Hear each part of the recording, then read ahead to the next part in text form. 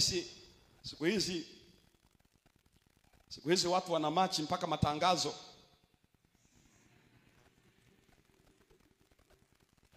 Na ukishapiga tu unaona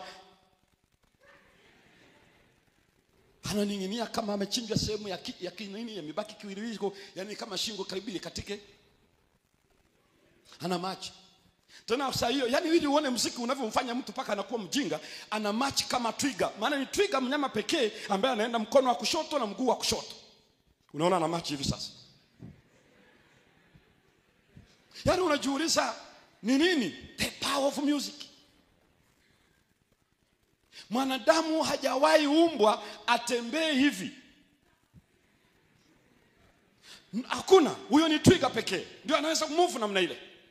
Lakini wana muziki unavyowafanya vijana wa Kiadventista, even when they speak about marching, ina trigger them no more, the nature.